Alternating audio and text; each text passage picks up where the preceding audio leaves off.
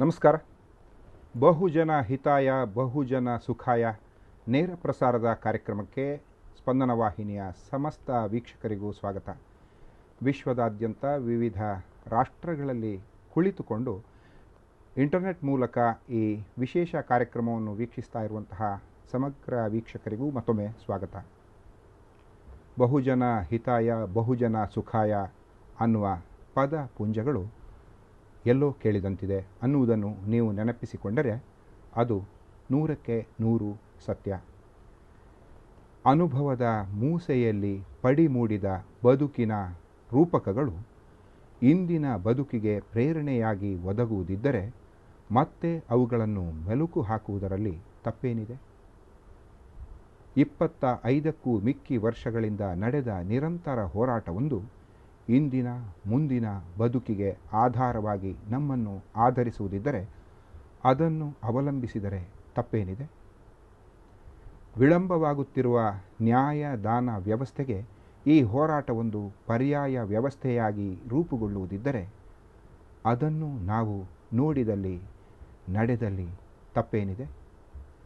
ಬದಲಿಗೆ ಅದು ನಮ್ಮ ನಿಮ್ಮ ಬದುಕಿಗೆ ವಿಶೇಷವಾದಂತಹ ಬಲವನ್ನು ಬೆಂಬಲವನ್ನು ಒದಗಿಸುವುದರಿಂದಲೇ ಬಹುಜನ ಹಿತಾಯ ಬಹುಜನ ಸುಖಾಯ ಅನ್ನುವ ಈ ಕಾರ್ಯಕ್ರಮ ಹೋರಾಟ ನಿಮ್ಮದು ಬೆಂಬಲ ನಮ್ಮದು ಅನ್ನುವ ಅಡಿಬರಹದೊಂದಿಗೆ ನಿಮ್ಮನ್ನು ತೆರೆದುಕೊಳ್ಳುತ್ತಿದೆ. ನೀವು ನಿಮ್ಮ ಬದುಕಿನಲ್ಲಿ ನೊಂದವರಾಗಿದ್ದರೆ ಅಥವಾ ಸಾರ್ವಜನಿಕವಾದ ಸೌಲಭ್ಯಗಳನ್ನು ಪಡೆದುಕೊಳ್ಳುವಲ್ಲಿ ನರಳಿದವರಾಗಿದ್ದರೆ, ತೊಂದರೆಗೆ ಈಡಾದವರು ಆಗಿದ್ದಲ್ಲಿ ಈ ಕಾರ್ಯಕ್ರಮವನ್ನು ವೀಕ್ಷಿಸಿ. ಅಥವಾ ನೀವು ಯಾವುದೇ ತೊಂದರೆಗಳಿಗೆ ಇಷ್ಟರವರೆಗೂ ಒಳಗಾಗದಿದ್ದಲ್ಲಿ ಬದುಕೆಂಬ ರಥದ ಗಾಲಿಗಳಿಗೆ ಎಂದಾದರೂ ಎಡರು ತೊಡರುಗಳು ಸಿಗಬಹುದೆಂಬ ಸಂಶಯಗಳು ಇದ್ದಲ್ಲಿ ಆದರೂ ಈ ಕಾರ್ಯಕ್ರಮವನ್ನು ಪೂರ್ತಿ ವೀಕ್ಷಿಸಿ. ಯಾಕೆಂದರೆ ನೀವು ನೋಡುತ್ತಾ ಇರುವುದು ಬಹುಜನ ಹಿತಾಯ ಬಹುಜನ ಸುಖಾಯ. ಮೊದಲಿಗೆ ಬಸಾಪುರದ ಕತೆ ಕೇಳಿ, ಬಸಾಪುರದ ಕತೆ ನೋಡಿ ನಿಮ್ಮ ಟಿವಿ ಪರದೆ ಮೇಲೆ. ಬಸಾಪುರ ಕಾಡಿನ ಕತೆ ಕೇಳಿ. ಸಾಮೂಹಿಕ ಅರಣ್ಯ, ಅವುಗಳಲ್ಲಿ ಜನರ ಪಾಲ್ಗೊಳ್ಳುವಿಕೆ ಮುಂತಾದವುಗಳು ಹೇಗೆ ನಡೆಯಬೇಕೆಂದು ನವದೆಹಲಿಯ ಪರ್ಯಾವರಣ ಭವನದ ಹವಾ ನಿಯಂತ್ರಿತ ಕೋಣೆಗಳಲ್ಲಿ ಸೆಮಿನಾರದ ಮೇಲೆ ಸೆಮಿನಾರ್ಗಳು ನಡೆಯುತ್ತವೆ. ಆದರೆ ಗೇರುಗುಡ್ಡ ಬಸಾಪುರದಲ್ಲಿ ಅರಣ್ಯ ಸಂರಕ್ಷಣೆಗೆ ಕಟಿಬದ್ಧ ನಾಗರಿಕರ ಮೇಲೆ ಕ್ರಿಮಿನಲ್ ಕೇಸು ದಾಖಲಾಗುತ್ತದೆ. ಹೀಗೆ ನಡೆದಲ್ಲಿ ಅರಣ್ಯ ಸಂರಕ್ಷಣೆ ನಡೆಯುವುದಾದರೂ ಹೇಗೆ? ಬಹಳ ವರ್ಷಗಳ ಹಿಂದಿನ ಮಾತಿದು. ನವದೆಹಲಿಯ ಲೋಧಿ ರಸ್ತೆಯಲ್ಲಿ ಪರ್ಯಾವರಣ ಭವನ ಎಂಬ ಬೃಹತ್ ಕಟ್ಟಡವಿದೆ. ಅಲ್ಲೊಂದು ಸೆಮಿನಾರ್ ನಡೆದಿತ್ತು. ಸರ್ಕಾರದ ವಶದಲ್ಲಿರುವ ಅರಣ್ಯ ಹಾಗೂ ಕಂದಾಯ ಭೂಮಿಗಳನ್ನು ಗ್ರಾಮೀಣ ಬಡ ಜನರ ಏಳಿಗೆಗಾಗಿ ಉಪಯೋಗಿಸುವುದು ಹೇಗೆ ಎಂಬುದನ್ನು ಕಂಡುಹಿಡಿಯಲು ಅಲ್ಲಿದ್ದವರೆಲ್ಲ ಸೇರಿದ್ದರು. ಈ ವಿಚಾರದಲ್ಲಿ ಪ್ರಬಂಧ ಮಂಡಿಸಲು ಅಹಮದಾಬಾದಿನ ಆಗಾ ಖಾನ್ ಗ್ರಾಮೀಣ ಬೆಂಬಲ ಕಾರ್ಯಕ್ರಮದ ಅನಿಲ್ ಶಾಹ, ಗ್ರಾಮೀಣ ಅಭಿವೃದ್ಧಿ ಸಚಿವಾಲಯದ ಜಂಟಿ ಕಾರ್ಯದರ್ಶಿ ಕೆಬಿ ಸಕ್ಸೇನಾ, ರಾಷ್ಟ್ರೀಯ ಬಂಜರು ಭೂಮಿ ಅಭಿವೃದ್ಧಿ ಮಂಡಳಿಯ ಪ್ರಧಾನ ಸಂಚಾಲಕ ಜೆಸಿ ಕಾಲ್ರಾ ಮುಂತಾದ ಘಟಾನುಘಟಿಗಳೆಲ್ಲ ಬಂದಿದ್ದರು. ಅರಣ್ಯ ಇಲಾಖೆಯ ವಿವಿಧ ವಿಭಾಗಗಳ ಕಾರ್ಯದರ್ಶಿಗಳು, ಉಪ ಕಾರ್ಯದರ್ಶಿಗಳು, ಸಹ ಕಾರ್ಯದರ್ಶಿಗಳು ಇತ್ಯಾದಿಗಳೆಲ್ಲ ಇದೇ ವಿಷಯದ ಮೇಲೆ ಸಾವಿರಾರು ಪುಟಗಳ notes, footnotes, press notes, survey reports ಇತ್ಯಾದಿಗಳನ್ನೆಲ್ಲ ತಯಾರಿಸಿ ಸುಸ್ತಾಗಿದ್ದರು. ವಾಡಿಕೆಯಂತೆ ಅರಣ್ಯ ಮಂತ್ರಿ ಬಂದು ಸೆಮಿನಾರನ್ನು ಉದ್ಘಾಟಿಸಿದರು. ಅರಣ್ಯ ಇಲಾಖೆಯ ವಾರ್ತಾ ಮತ್ತು ಪ್ರಚಾರ ವಿಭಾಗದ 3ನೆಯ ಜಂಟಿ ಕಾರ್ಯದರ್ಶಿಯ 2ನೆಯ ಆಪ್ತ ಸಹಾಯಕಿ ತಯಾರಿಸಿದ ಭಾಷಣ ಬಿಗಿದರು, ಅರ್ಥಾತ್ ಓದಿದರು. ಕೆಲವು ಉಚ್ಚರಿಸಲು ಕಷ್ಟವಾದ ಶಬ್ದಗಳನ್ನು ಬಿಟ್ಟಲ್ಲಿ ಭಾಷಣ ಚೆನ್ನಾಗಿಯೇ ನಡೆಯಿತು. ಭಾರತ ದೇಶ ವಾಸಿಸುತ್ತಿರುವುದು ತನ್ನ ಹಳ್ಳಿಗಳಲ್ಲಿ ಎಂದು ಹೇಳಲಾಗುತ್ತಿದೆ. ಏಕೆಂದರೆ ನಮ್ಮ ದೇಶದ 75% ಮಂದಿ ಮುಂತಾಗಿ ಪ್ರಾರಂಭಿಸಿದ ಭಾಷಣ ಭರ್ಜರಿಯಾಗಿ ಮುಂದುವರಿಯಿತು. 10ರಲ್ಲಿ 9 ಕುಟುಂಬಗಳು ತಮ್ಮ ಜೀವನಕ್ಕಾಗಿ ಕೃಷಿ ಭೂಮಿಯನ್ನೇ ಅವಲಂಬಿಸಿವೆ. ಈ ಕುಟುಂಬಗಳ ಆದಾಯ ಅವರ ಹೊಟ್ಟೆ ಬಟ್ಟೆಗೂ ಸಾಲದಂತಿದೆ. ಅಂದರೆ ಹಳ್ಳಿಗಳಲ್ಲಿರುವ ಅರ್ಧಕ್ಕೂ ಹೆಚ್ಚು ಜನರು ಬಡತನದಲ್ಲಿ ಹೇಗೆ ಬದುಕಿಕೊಂಡಿದ್ದಾರೆ ಎಂಬುದೇ ಯಕ್ಷ ಪ್ರಶ್ನೆ. ಇವರಿಗೆ ರೊಟ್ಟಿ ಸುಡಲು ಅನ್ನ ಬೇಯಿಸಲು ಉರುವಲು ಬೇಡವೇ? ತಲೆಯ ಮೇಲೊಂದು ಸೂರು ಬೇಡವೇ? ಇವರ ಆಡು ಕುರಿ ದನ ಕರುಗಳಿಗೆ ಮೇವು ಎಲ್ಲಿ? ಭಾರತದ ಹಳ್ಳಿಗಳ ಚಿತ್ರಣ, ಹಳ್ಳಿಗರ ಬಡತನ ಮುಂತಾದವುಗಳನ್ನೆಲ್ಲ ಮನ ಕಲುಕುವಂತೆ ವಿವರಿಸಿ, ಮುಂದಿನ 3 ದಿನಗಳಲ್ಲಿ ನಡೆಯುವ ಕಲಾಪಗಳಲ್ಲಿ ಈ ಎಲ್ಲ ಪ್ರಶ್ನೆಗಳಿಗೆ ಉತ್ತರ ಹುಡುಕಬೇಕು ಎಂದು ವಿನಂತಿಸಿದರು.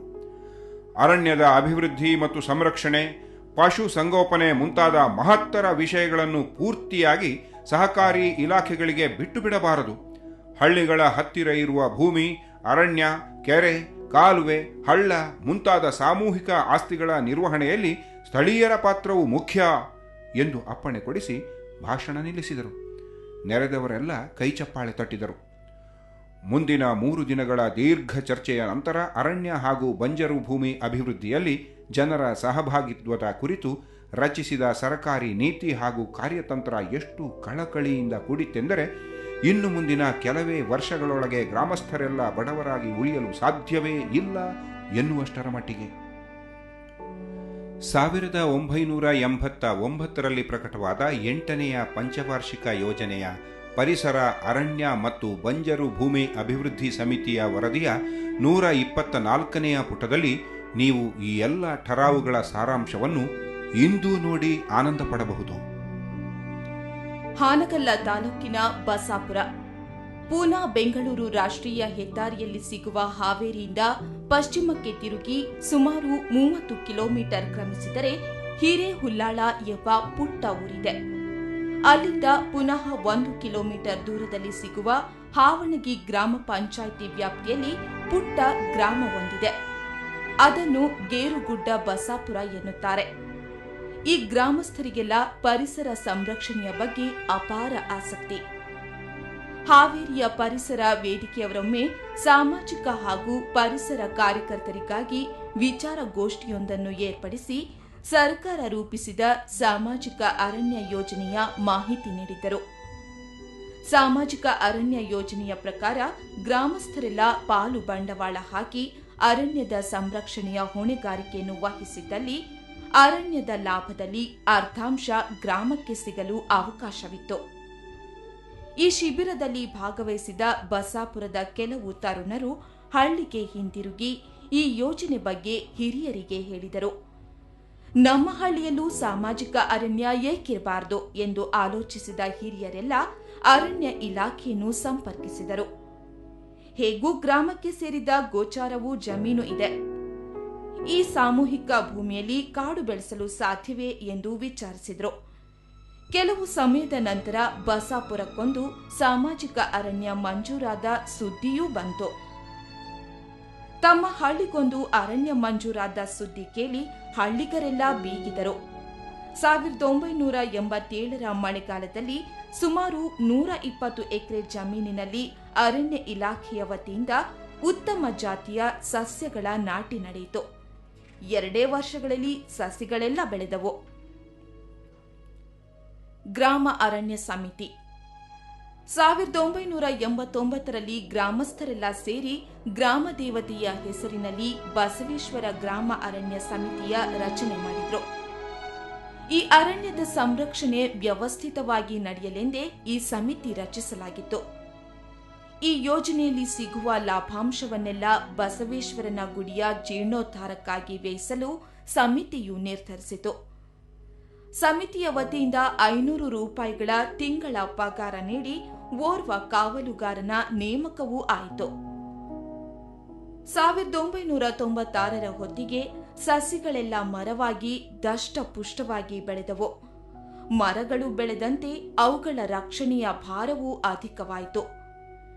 ಈ ಅರಣ್ಯದಿಂದ ಬಂದ ಲಾಭವನ್ನೆಲ್ಲ ದೇವರ ಗುಡಿಯ ಜೀರ್ಣೋದ್ಧಾರಕ್ಕಾಗಿ ಎಂದು ನಿರ್ಧರಿಸಿದ ಅನಂತರ ಹಳ್ಳಿಗಾರರು ಅರಣ್ಯದ ಉತ್ಪತ್ತಿಗಾಗಿ ಆಸೆ ಪಡಲಿಲ್ಲ.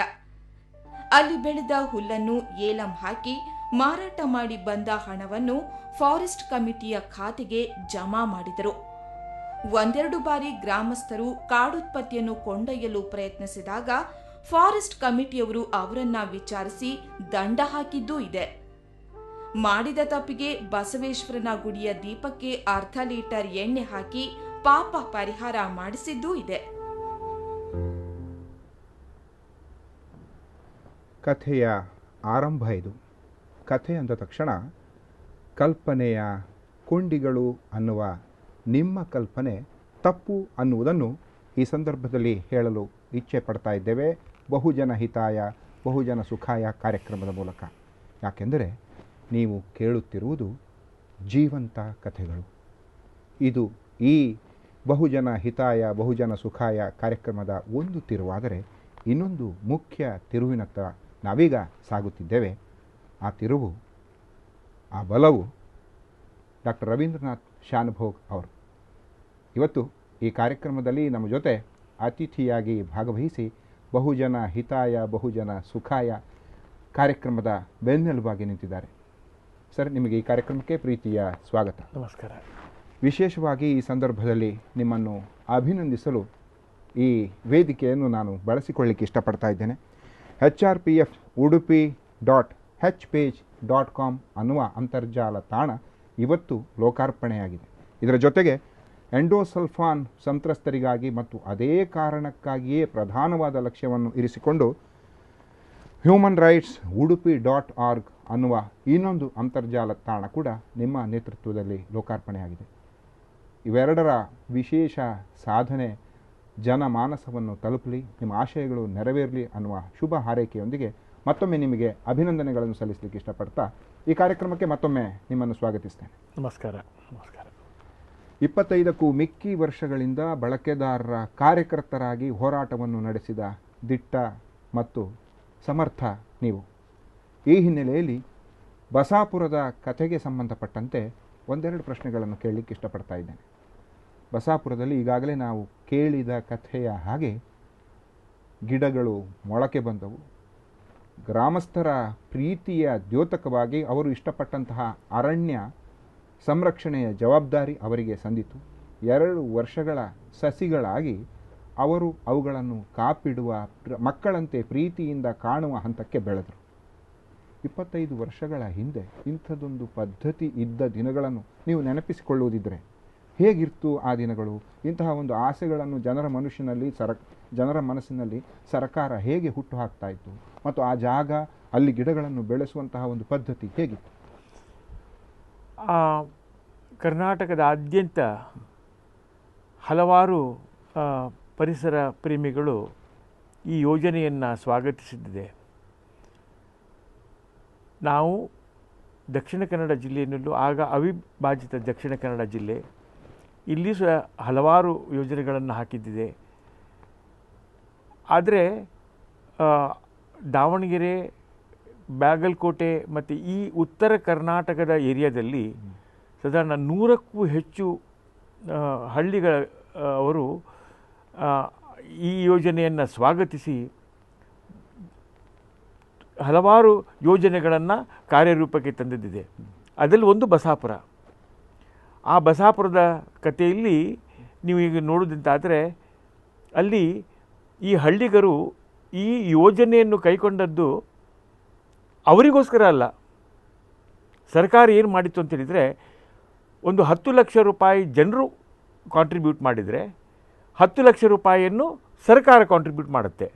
ಹಾಗೂ ರೆವಿನ್ಯೂ ಡಿಪಾರ್ಟ್ಮೆಂಟ್ನವರು ಬೇಕಾದಷ್ಟು ಜಮೀನು ನೀಡ್ತಾರೆ. ಯಾವುದು ಅರಣ್ಯ ಇಲಾಖೆ ಜಮೀನಾಗಲಿ ರೆವಿನ್ಯೂ ಜಮೀನಾಗಲಿ ಅದನ್ನು ನೀಡ್ತಾರೆ. ಆವಾಗ ಅದನ್ನು 30 ವರ್ಷದ ಕಾಲ ಈ ಕಮಿಟಿಗೆ, ಫಾರೆಸ್ಟ್ ಕಮಿಟಿ ಅಂತ ಮಾಡಿದರು, ಆ ಕಮಿಟಿಗೆ ಹ್ಯಾಂಡ್ ಓವರ್ ಮಾಡ್ತಾರೆ.